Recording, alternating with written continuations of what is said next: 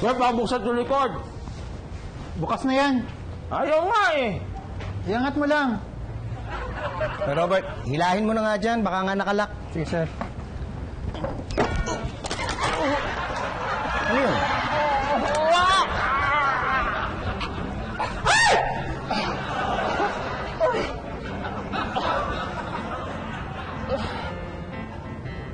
Buti walang gas-gas.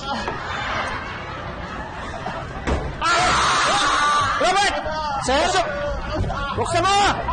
Ano, sir? Buksan mo! Ay! Buksan! Buksan mo!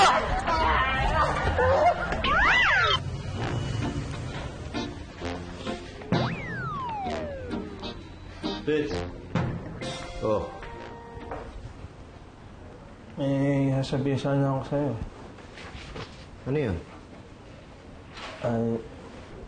Sir, eto na yung PowerPoint na gusto niyo makita. Check nyo. Patingin nga.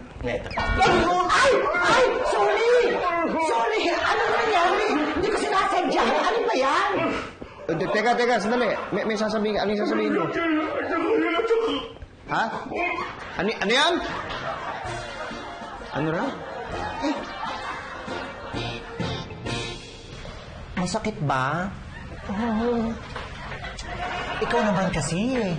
Kung ano-ano sigurong maduduming bagay ang pinapasok mo dyan sa bibig mo. Ayan, nagkasingaw ka tuloy. Saan ka ba kumising ang ano? Ano ka mo? Ako? Ibig mong sabihin, madudumi ang mga kinakain ko?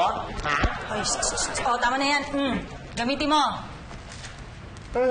Hindi ako adik. Ano to, Patrick? Hindi pang addict to. Awas yan. Gamitin mo para mawala yung singaw mo. Try mo. Try na.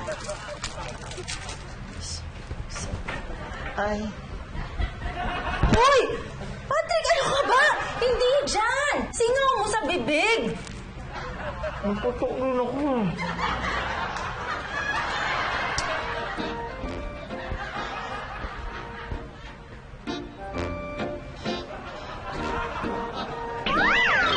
Sir Patrick, nabanggit po ni Miss Maram na may singaw daw po kayo. Ay, alam niyo po, madalas din po ako magkaganyan. Madalas nga po nakakagat ko yung loob ng bibig ko sa kakasalita ko. Ay, patingin nga po.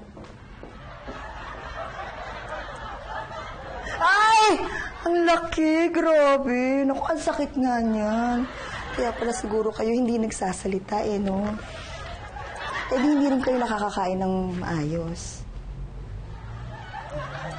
Ay, Sir Patrick, eto ginagamit ko. Subukan nyo, pag may singaw ako, ito lang ginagamit ko. Opo, subok na po yan. Tsaka nga po, nung nagtitinda po ako sa drugstore dati, marami pong bumibili ng gamot na yan eh. Thank you. Wala pong ano man yun, sir. Matapang po ang timpla niyan, kaya napaka-effective. Naku, ang hirap kaya nung meron kang gustong sabihin, pero hindi mo magawa. Naku, kung ako nangyari sa akin yan, lalo ako magkakasakit. Kaya gamitin niyo na agad yan, sir. Ay! Bakit niyo po ininom? Iminumumog lang yan.